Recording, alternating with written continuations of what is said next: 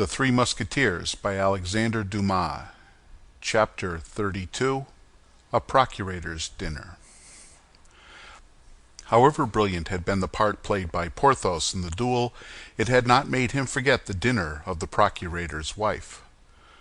On the morrow he received the last touches of Mousqueton's brush for an hour, and took his way toward the Rue aux Ours with the steps of a man who is doubly in favor with fortune. His heart beat, but not like D'Artagnan's with a young and impatient love. No, a more material interest stirred his blood. He was about at last to pass that mysterious threshold, to climb those unknown stairs, by which, one by one, the old crowns of Monsieur Coquenard had ascended. He was about to see in reality a certain coffer of which he had 20 times beheld the image in his dreams, a coffer long and deep, locked, bolted, fastened in the wall, a coffer of which he had so often heard, and which the hands, a little wrinkled it is true, but still not without elegance, of the procurator's wife were about to open to his admiring looks.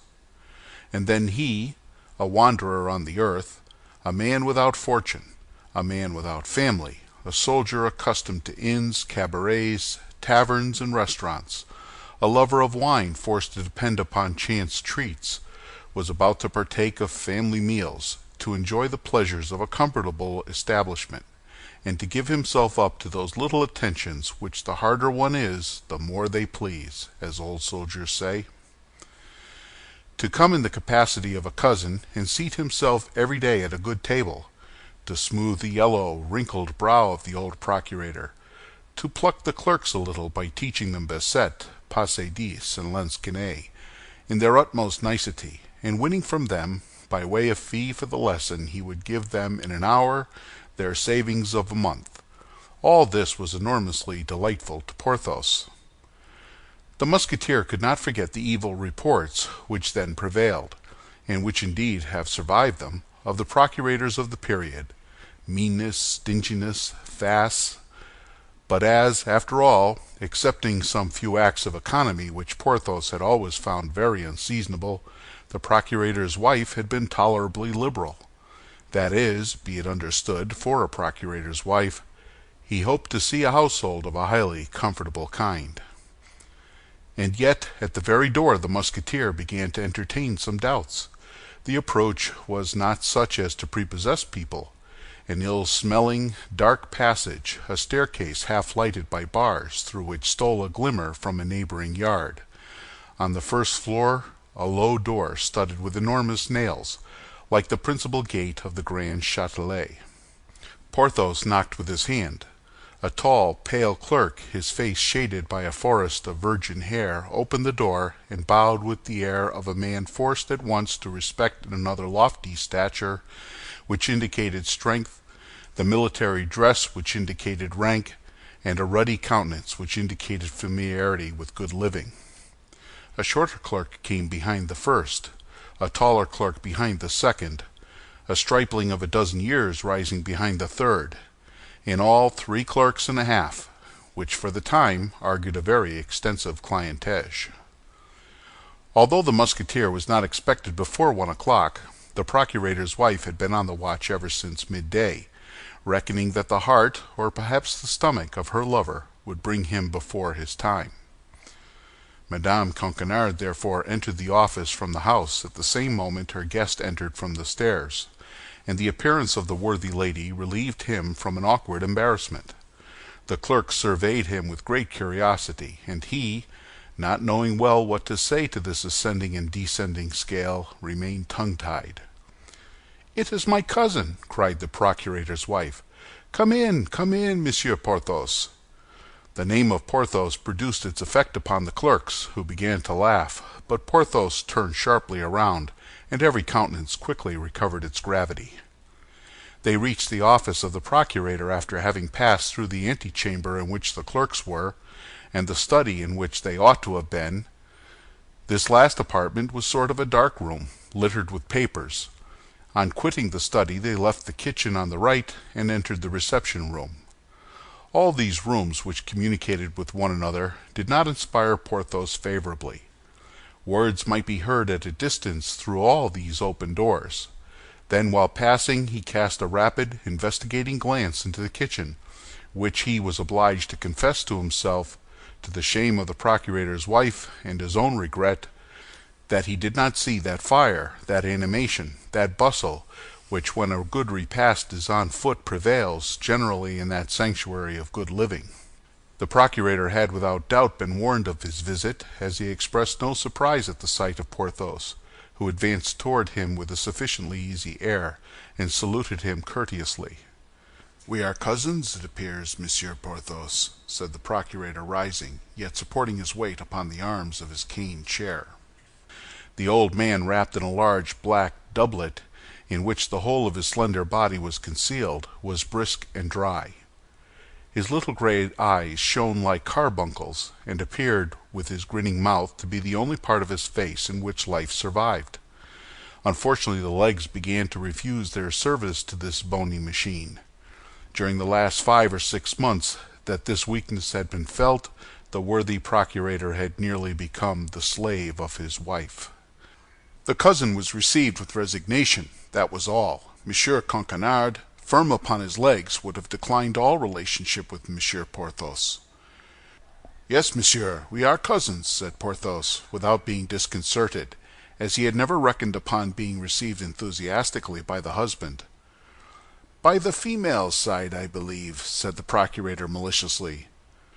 Porthos did not feel the ridicule of this, and took it for a piece of simplicity, at which he laughed in his large mustache. Madame Coquenard, who knew that a simple-minded procurator was a very rare variety in this species, smiled a little and colored a great deal. Monsieur Coquenard had, since the arrival of Porthos, frequently cast his eyes with great uneasiness upon a large chest placed in front of his oak desk. Porthos comprehended that this chest, although it did not correspond in shape with that which he had seen in his dreams, must be the blessed coffer, and he congratulated himself that the reality was several feet higher than the dream. Monsieur Coquenard did not carry his genealogical investigations any further, but withdrawing his anxious look from the chest and fixing it upon Porthos, he contented himself with saying, "Monsieur, our cousin will do us the favor of dining with us once before his departure for the campaign, will he not, Madame Coquenard?" This time Porthos received the blow right in his stomach and felt it. It appeared likewise that Madame Coquenard was not less affected by it on her part, for she added, "My cousin will not return if he finds that we do not treat him kindly, but otherwise he has so little time to pass in Paris, and consequently to spare us, that we must entreat him to give us every instant he can call his own previous to his departure." "Oh, my legs, my poor legs, where are you?" murmured Coquenard, and he tried to smile. The succor which came to Porthos at the moment in which he was attacked in his gastronomic hopes inspired much gratitude in the Musketeer toward the procurator's wife. The hour of dinner soon arrived. They passed into the eating-room, a large, dark room situated opposite the kitchen. The clerks, who, as it appeared, had smelled unusual perfumes in the house, were of military punctuality, and held their stools in hand quite ready to sit down. Their jaws moved preliminarily with fearful threatenings. "Indeed," thought Porthos, casting a glance at the 3 hungry clerks, for the errand boy, as might be expected, was not admitted to the honors of the magisterial table. "In my cousin's place I would not keep such gourmands. They look like shipwrecked sailors who have not eaten for 6 weeks." Monsieur Coquenard entered, pushed along upon his armchair with castors by Madame Coquenard, whom Porthos assisted in rolling her husband up to the table. He had scarcely entered when he began to agitate his nose and his jaws after the example of the clerks. "Oh," said he, "here is the soup, which is rather inviting." "What the devil can they smell so extraordinary in this soup?" said Porthos, at the sight of a pale liquid, abundant but entirely free from meat, on the surface of which a few crusts swam about, as rare as the islands of an archipelago. Madame Coquenard smiled, and upon a sign from her everyone eagerly took his seat. Monsieur Coquenard was served first, then Porthos. Afterward Madame Coquenard filled her own plate and distributed the crusts without soup to the impatient clerks. At this moment the door of the dining-room unclosed with a creak, and Porthos perceived through the half-open flap the little clerk who, not being allowed to take part in the feast, ate his dry bread in the passage with the double odor of the dining-room and kitchen. After the soup the maid brought a boiled fowl, a piece of magnificence which caused the eyes of the diners to dilate in such a manner that they seemed ready to burst. "One may see that you love your family, Madame Coquenard," said the procurator with a smile that was almost tragic. "You are certainly treating your cousin very handsomely." The poor fowl was thin and covered with one of those thick, bristly skins through which the teeth cannot penetrate with all their effort. The fowl must have been sought for a long time on the perch, to which it had retired to die of old age. "The devil!" thought Porthos. "This is poor work. I respect old age, but I don't much like it boiled or roasted." And he looked round to see if anyone partook of his opinion. But on the contrary, he saw nothing but eager eyes, which were devouring in anticipation that sublime fowl, which was the object of his contempt. Madame Coquenard drew the dish toward her, skillfully detached the two great black feet which she placed upon her husband's plate, cut off the neck which with the head she put on one side for herself, raised the wing for Porthos, and then returned the bird otherwise intact to the servant who had brought it in, who disappeared with it before the Musketeer had time to examine the variations which disappointment produces upon faces, according to the characters and temperaments of those who experience it. In the place of the fowl, a dish of haricot beans made its appearance, an enormous dish in which some of the bones of mutton, that at first sight one might have believed to have some meat on them, pretended to show themselves. But the clerks were not the dupes of this deceit, and their lugubrious looks settled down into resigned countenances. Madame Coquenard distributed the dish to the young men with the moderation of a good housewife. The time for wine came. Monsieur Coquenard poured from a very small stone bottle the third of a glass for each of the young men, served himself in about the same proportion, and passed the bottle to Porthos and Madame Coquenard. The young men filled up their third of a glass with water. Then, when they had drunk half the glass, they filled it up again, and continued to do so. This brought them, by the end of the repast, to swallowing a drink which from the color of ruby had passed to that of pale topaz. Porthos ate his wing of fowl timidly, and shuddered when he felt the knee of the procurator's wife under the table, as it came in search of his. He also drank half a glass of this sparingly served wine, and found it to be nothing but the horrible Montreuil, the terror of all expert palates. Monsieur Coquenard saw him swallowing this wine undiluted, and sighed deeply. "Will you eat any of these beans, cousin Porthos?" said Madame Coquenard, in such a tone which says, "Take my advice, don't touch them." "Devil take me if I taste one of them," murmured Porthos to himself, and then said aloud, "Thank you, my cousin, I am no longer hungry." There was silence. Porthos could hardly keep his countenance. The procurator repeated several times, "Ah, Madame Coquenard, accept my compliments. Your dinner has been a real feast. Lord, how I have eaten!"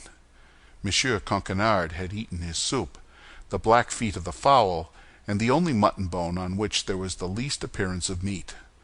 Porthos fancied that they were mystifying him, and began to curl his mustache and knit his eyebrows, but the knee of Madame Coquenard gently advised him to be patient. This silence, and this interruption in serving, which were unintelligible to Porthos, had, on the contrary, a terrible meaning for the clerks. Upon a look from the procurator, accompanied by a smile from Madame Coquenard, they arose slowly from the table, folded their napkins more slowly still, bowed, and retired. "Go, young men, go and promote digestion by working," said the procurator gravely. The clerks gone, Madame Coquenard rose and took from a buffet a piece of cheese, some preserved quinces, and a cake which she had herself made of almonds and honey. Monsieur Coquenard knit his eyebrows because there were too many good things. Porthos bit his lips because he saw not the wherewithal to dine. He looked to see if the dish of beans was still there. The dish of beans had disappeared. A positive feast!" cried Monsieur Coquenard, turning about his chair. "A real feast! E pulse e pulorum! Lucilius dines with Lucilius." Porthos looked at the bottle which was near him, and hoped that with wine, bread, and cheese he might make a dinner. But wine was wanting, the bottle was empty. Monsieur and Madame Coquenard did not seem to observe it. "This is fine," said Porthos to himself. "I am prettily caught." He passed his tongue over a spoonful of preserves, and stuck his teeth into the sticky pastry of Madame Coquenard. "Now," said he, "this sacrifice is consummated. Ah, if I had not the hope of peeping with Madame Coquenard into her husband's chest!" Monsieur Coquenard, after the luxuries of such a repast, which he called an excess, felt the want of a siesta. Porthos began to hope that the thing would take place at the present sitting, and in that same locality, but the procurator would listen to nothing. He would be taken to his room, and he was not satisfied till he was close to his chest, upon the edge of which, for still greater precaution, he placed his feet. The procurator's wife took Porthos into an adjoining room, and they began to lay the basis of a reconciliation. "You can come and dine 3 times a week?" said Madame Coquenard. "Thanks, madame," said Porthos, "but I don't like to abuse your kindness. Besides, I must think of my outfit." "That's true," said the procurator's wife, groaning. "That unfortunate outfit." "Alas, yes," said Porthos, "it is so." "But of what, then, does the equipment of your company consist, Monsieur Porthos?" "Oh, of many things," said Porthos. "The Musketeers are, as you know, picked soldiers, and they require many things useless to the Guardsmen or the Swiss." "But yet, detail them to me." "Why, they may amount to," said Porthos, who preferred discussing the total to taking them one by one. The procurator's wife waited tremblingly. "To how much?" said she. "I hope it does not exceed—" She stopped. Her speech failed her. "Oh, no," said Porthos, "it does not exceed 2,500 livres. I even think that with economy I could manage it with 2,000 livres." "Good God!" cried she. 2,000 livres! Why, that's a fortune!" Porthos made a most significant grimace. Madame Coquenard understood it. "I wish to know the details," said she, "because, having many relatives in business, I was almost sure of obtaining things at 100% less than you would pay yourself." "Aha!" said Porthos. "That is what you meant to say." "Yes, dear Monsieur Porthos. Thus, for instance, don't you, in the first place, want a horse?" "Yes, a horse." "Well, then, I can just suit you." "Ah," said Porthos, brightening, "that's well as regards my horse, but I must have the appointments complete, as they include objects which a Musketeer alone can purchase, and which will not amount, besides, to more than 300 livres." 300 livres? "Then put down 300 livres," said the procurator's wife with a sigh. Porthos smiled. It may be remembered that he had the saddle which came from Buckingham. These 300 livres he reckoned upon putting snugly into his pocket. "Then," continued he, "there is a horse for my lackey, and my valise. As to my arms, it is useless to trouble you about them. I have them."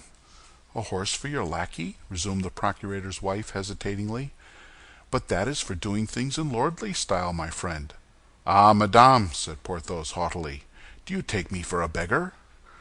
"No, I only thought that a pretty mule sometimes makes as good an appearance as a horse, and it seemed to me that getting a pretty mule for Mousqueton—" "Well, agreed for a pretty mule," said Porthos. "You are right. I have seen very great Spanish nobles whose whole suite were mounted on mules. But then you understand, Madame Coquenard, a mule with feathers and bells." "Be satisfied," said the procurator's wife. "There remains the valise," added Porthos. "Oh, don't let that disturb you," cried Madame Coquenard. "My husband has 5 or 6 valises. You shall choose the best. There is one in particular which he prefers in his journeys, large enough to hold all the world." "Your valise is then empty?" asked Porthos with simplicity. "Certainly it's empty," replied the procurator's wife in real innocence. "Ah, but the valise I want," cried Porthos, "is a well-filled one, my dear." Madame uttered fresh sighs. Molière had not written his scene in Le Havre then. Madame Coquenard was in the dilemma of Harpagon. Finally, the rest of the equipment was successively debated in the same manner, and the result of the sitting was that the procurator's wife should give 800 livres in money, and should furnish the horse and mule which should have the honor of carrying Porthos and Mousqueton to glory. These conditions being agreed to, Porthos took leave of Madame Coquenard. The latter wished to detain him by darting certain tender glances. But Porthos urged the commands of duty, and the procurator's wife was obliged to give place to the king. The Musketeer returned home hungry and in bad humor. End of chapter 32.